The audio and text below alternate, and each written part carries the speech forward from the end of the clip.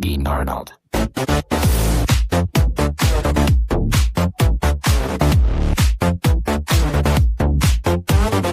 All right, welcome to the Dean Arnold podcast. It is August 14th. We're going to do us a show today. It's not August 13th, which is a bad number, where I had a scratchy throat. It's August the 14th, which is not a particularly good or bad number in my opinion, but I still have a scratchy throat. But we're going to be okay. We're going to talk about resources for the planet. Do we have enough resources? Well, let's look into it. Actually, I think we do. I think we got plenty of resources. And there's just more conspiracy going on to destroy humanity. And part of that is the propaganda of no resources. So we'll talk about that a good bit. You know, those of you paying attention for years now, Elon Musk has been saying that the biggest problem on the planet is underpopulation. You heard that right. Underpopulation. He says that again and again. Winter, demographic winter, that's sometimes referred to. We need more people, and we got plenty of resources to have more people. So let's talk about it. I'm running for Congress. Vote for me in November. DeanArnoldForCongress.com is where you give. Like, share, subscribe, comments, and questions, always appreciated. And what else? I guess we'll get into the verse of the day, because I've said all my preliminary stuff. Verse of the day, well, where is you? Right there. Okay. 2 Corinthians 4. We're going to get down, skip a few verses down to 16. Therefore, we do not lose heart. Even though our outward man is perishing, yet the inward man is being renewed day by day. For our light affliction, which is but for a moment, is working for us a far more exceeding and eternal weight of glory. Nice. Yet another reminder of an ongoing theme in this podcast, that we hope to obtain a better resurrection because of the outward man perishing. And the inward man being renewed. Not easy, but that's what we're called to. And hopefully we can pull it off.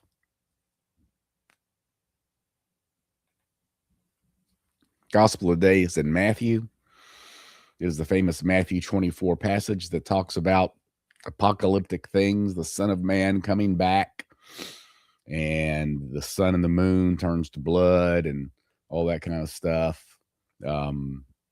And let's look at verse 29. Immediately after the tribulation of those days, the sun will be darkened, and the moon will not give its light. The stars will fall from heaven, and the powers of the heavens will be shaken.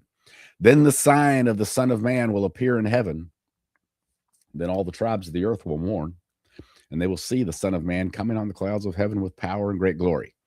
All right, sounds like the end of the end of the end, doesn't it? And I believe in double fulfillment. My Revelation book is about double fulfillment, near fulfillment and far fulfillment. The far fulfillment's down the road. We don't know what's going to happen. I don't think it's anytime soon myself. Maybe it's not. The near fulfillment was in AD 70 when Jerusalem was completely destroyed. The old world, the old covenant was completely destroyed, and Christ was vindicated. Now, verse 29. Okay, the sun is darkened, the moon will not give its light, the stars will fall from heaven, the powers of the heavens will be shaken. Okay. This does not have to be literal. I think it possibly could be literal down the road, and possibly not. But in the near fulfillment of AD 70, it was not literal, it was figurative. How do we know this? Well, we know that because in Acts 2, when Peter gets up to explain to everybody what's going on here at Pentecost with all this weird stuff, rushing wind and an earthquake and people speaking in different languages, Peter gets up and says, this is the fulfillment. in Joel, where he says the sun will be darkened and the moon will not give its light and turn to blood and the stars will fall from heaven. That kind of apocalyptic language is used for church and state powers being overthrown and changed. And that's what happened when the old world and the old covenant was destroyed and the new covenant was brought in. So Peter said that happened at Pentecost. So it can also happen in AD 70, kind of a mopping up job, kind of the final end of that whole phase, where the Jewish leaders are certainly being replaced, killed, basically. But so that's that part of the verse. Now the next part's very interesting. Verse 30. Then the sign of the Son of Man will appear in heaven, and all the tribes of the earth will mourn, and they will see the Son of Man coming on the clouds of heaven with power and glory. All right, that is a mistranslation and a misunderstanding of this verse. What is the proper translation? I think I got it right here, and I guess I have to do a cut and paste for you guys to see it. Shouldn't be too hard. Come on. Doesn't want to do it. There it is. Matthew 24:30. And then shall appear the sign of the Son of Man in heaven. And then shall all the tribes of the earth mourn, and they shall see the Son of Man coming in the clouds of heaven with power and with great glory. All right, it's not a sign in heaven of the Son of Man. It's not, you're not going to look up and see Jesus in the sky in a white robe. It's the sign of the fact that the Son of Man is in heaven. It's the sign of the ascension. It's the sign of the fact that Jesus Christ has risen up to sit at the right hand of the Father, and now he's in charge of everything. That's what this means. Then shall appear the sign of the Son of Man in heaven. What is that sign? The sign is the fulfillment of his prediction that Jerusalem and the whole temple system and everything's going to be destroyed. That's the sign of the fact that Jesus sits at the right hand of the Father. Everything's been demolished. Now we're doing this whole new epic where he sends his disciples out to all the nations and makes disciples of all the nations, which has been happening for a couple thousand years. It's working. It's working. Ooh, I don't like the little ad that popped up there, but you know, it's not the end of the world. Let me see if I can show you one more verse that's very relevant to all this. I don't seem to be having good Wi-Fi today. Come on. There you go. Daniel 7:13. This is in the Old Testament. I saw in the night visions, and behold, one like the Son of Man came with the clouds of heaven and came to the Ancient of Days, and they brought him near before him. And this is a whole passage in Daniel. It's a wonderful passage about the Ancient of Days, but it can be interpreted as the ascension. Daniel seeing the ascension. And so once again, you got the same kind of language. The Son of Man came with the clouds of heaven. So I think it's fair to interpret this passage in that kind of way. All right, so just a little bit of partial preterism for you. It's all good, huh? All right, now let's go to the saint of the day. Hieromartyr Marcellus, Bishop of Apamea. And I got to go somewhere else.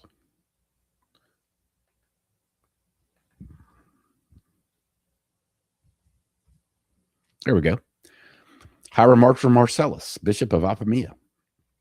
He came from Cyprus, year 375. So we've gone from everybody getting killed and martyred and tortured to Christianity becoming the religion of the Roman Empire. So he's at the time of peace and safety.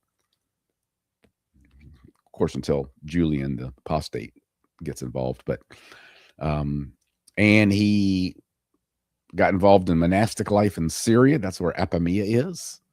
And he got permission from the emperor, St. Theodosius, to destroy a strongly built temple of Jupiter at Apamea.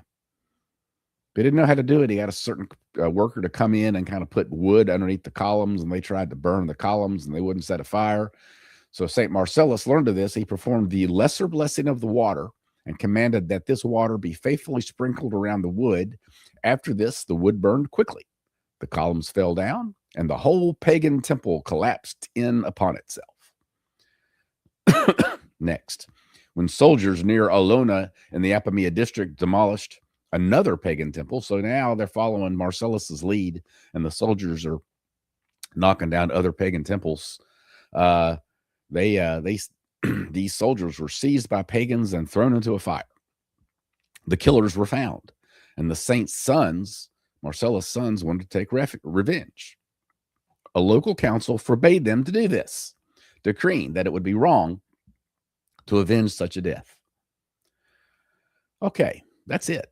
And all I want to say about this is just, should we tear down statues of Baphomet and state houses, statues of Satan? Well, here's pagan temples where we got a saint who's in charge of tearing down the temple. And then a bunch of soldiers follow him, tear down a bunch of other pagan temples. They get killed for it. As Christians, we don't return evil with evil. And so a local council said, don't go avenge those soldiers, those pagans who did that. But we're burning down pagan temples. That's happening. This is part of our heritage. It's what we do. We burn down pagan temples sometimes. So don't say it don't ever happen. It does happen. Okay, topic of the day. Resources. Let's bring up this one just for fun. There's our planet, our wonderful planet. 7 billion people, 8 billion people. I don't think we know the actual number, but is that too many people for the planet? I mean, there's been a lot of scaremongering for a long time that, we just got too many people. We got to get rid of people. Well, this world is ruled by Satan. He hates people, and he's always looking for a way to steal, kill, and destroy. And so he's come up with a broad meta-narrative that we just need to decrease the population and have less people because he hates people made in the image of God. He was the big dog, and then God created man in the image of God, who was to replace him, is in the process of replacing him. He hasn't quite done it yet, but Satan hates mankind. He wants to destroy. And he's got his minions out now. They've been working on it for a couple hundred years now. A grand plot conspiracy to depopulate the planet. Georgia Guidestones, 500,000 people, 500 million people is the perfect number. Yeah. Now, well, that's a whole podcast to talk about that. But we have plenty of resources, and that's what we're going to talk about here, because that is the first go-to when people say, we can have more people, be fruitful and multiply, obey the first commandment in Genesis. We don't have enough resources to handle it. Well, we got plenty of resources. That's the subject we want to talk about today. And let's talk about it. I made a list here.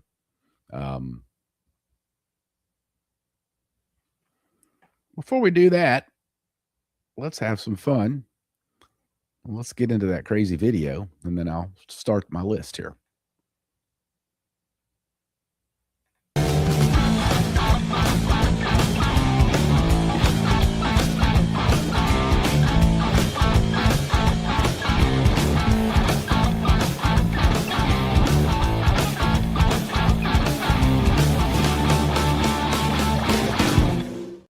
All right, Fear the Beard. Bring insanity to an insane world. A world that thinks that men can be women and women can be men. And children should have their sexual identity changed and genitals mutilated. An insane world where we think military intervention is the solution to every problem. Where we believe that genocide is okay for certain people. All that insanity, I'm bringing sanity. An insane world that thinks that destroying the population is the right thing to do. Insane. I'm bringing sanity. 7 billion people. How many is that? Well, if you took the whole globe, like I had up there before, every person could have 5 acres of land for themselves. Okay. Now, not all land is what they call arable, where you can grow on it. So if you did arable land, everybody could have a half acre. Okay, that's plenty enough. And that family in a little half acre house, family with 2 kids, I think, is or a family owning a nice house and a yard can fit into Texas. The whole world can fit into Texas. And this is my favorite stat. If everybody stood 3 feet apart, the whole world could fit into the city limits of Jacksonville, Florida. Yeah. We got plenty of space and plenty of land for the people. So that's the first thing. Second thing we want to talk about is water. And there's plenty of water, plenty of drinking water. Let me get up to my stats up here. I should have. Now, freshwater withdrawals have increased 7-fold since 1900, while the world population has only increased 4-fold. So we're finding all kinds of ways to withdraw fresh water. It's everywhere. We got plenty of it, plenty of water. And then if you look at that image that I brought up a second ago, let me bring it up again for fun. Thing's mostly blue, isn't it? Like 80% of the earth is water.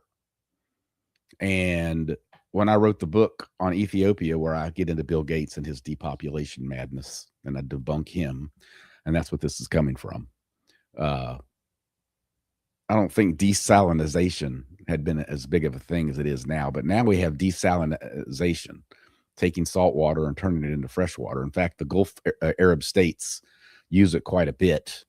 And if things get worse and worse over there, the desalination plants are going to get hit, and the Gulf states are going to be in serious trouble. But anyway, we got plenty of water. Okay.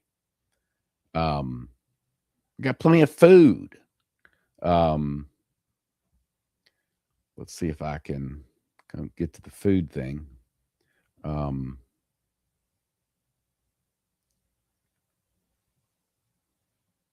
By the way, this demography thing, 7-8 billion, some serious scientists with Essential Demographic Methods publication have shown that in the last 8,000 years, well, 10,000 years, we've had times where there were 20 billion people living on the planet. We've done this before, and we did just fine. The world grows enough food today for 3 billion more people than now exist. That's according to Eric Holt Jimenez in the Journal of Sustainable Agriculture. And he says, we already grow enough food for 10 billion people, and we still can't end hunger, because hunger has to do with politics and tyrants who do terrible things on the planet. It doesn't have to do with the fact that we don't have the food. Okay. The water thing. Where did all this stuff come from? Nobody was talking this way 300 years ago, but about 200 years ago, an Anglican priest, not a scientist, named Thomas Malthus, started talking about his theories that we didn't have enough resources and we had too many people. And his theory was called Malthusianism. It's been debunked again and again. It never was good science. The real scientists know that this is all bunk, but it makes for great sound bites. And but Malthus teamed up with people like Margaret Sanger, who wanted less people on the earth, and the other Depop people, and kind of made a marriage in heaven. And so that's where it came from. It didn't really take off until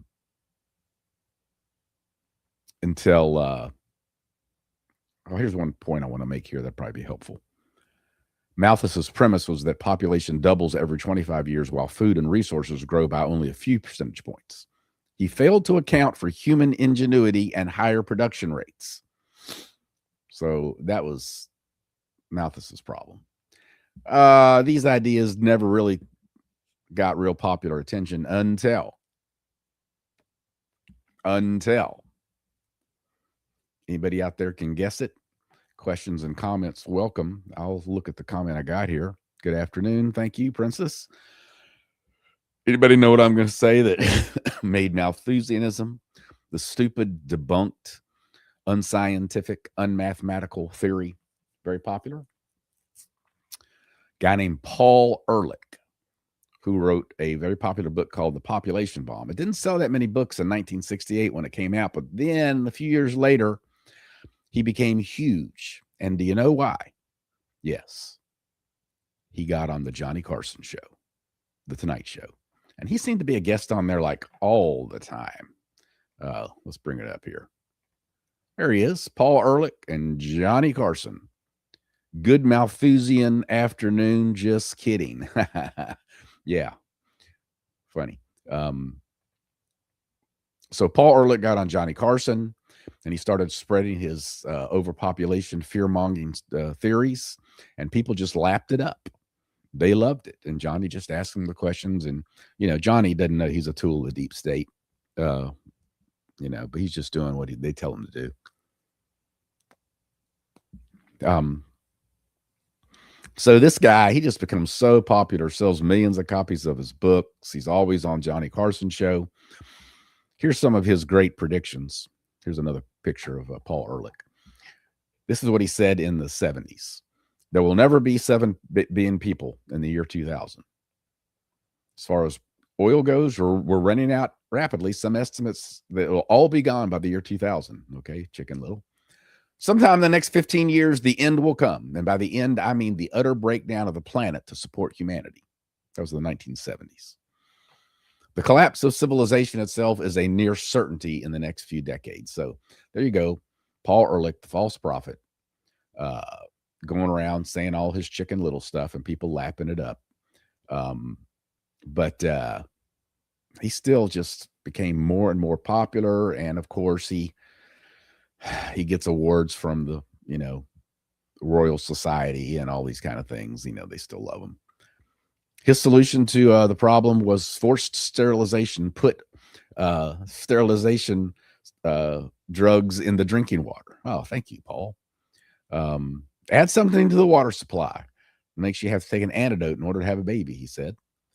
The Boca Raton News was appalled at Ehrlich's ideas and said he was worse than Hitler, quote unquote. And there's other people like that who've said terrible things about Paul Ehrlich. But yeah, he did the devil's work, told lies, was not scientific, got to be big guy in the sun on the Johnny Carson show. And spread the lies and brought in the whole overpopulation myth, which is now we have a problem. Demographic winter is coming in. Elon Musk is warning us about it. We need to have more people. Always trust the Lord, never trust the world. Genesis 1, be fruitful and multiply. Be fruitful and multiply. Have kids. Gotta do it. This is what we've been called to do. And God is not a liar. Let God be true and every man a liar. That's a verse in Romans 5. I love that verse. So I hope y'all are doing that. I hope you're planning on doing that. And sex is God's idea. That's a whole nother thing. Satan has just so perverted the whole sexual thing that it's not being used for procreation. We could go on and on, but we won't today. I think I've said what I wanted to say today. I'm a little under the weather, so I don't want to go too long. Running for Congress, vote for me, DeanArnoldForCongress.com. Like, share, subscribe. Questions and comments welcome. It is August 14th, and we have plenty of food and water and everything we need to make babies and have families and be happy people and follow the commands of the Lord. Yes, we do. All right. Bring up the music here, and we will call it a day. Thanks, guys.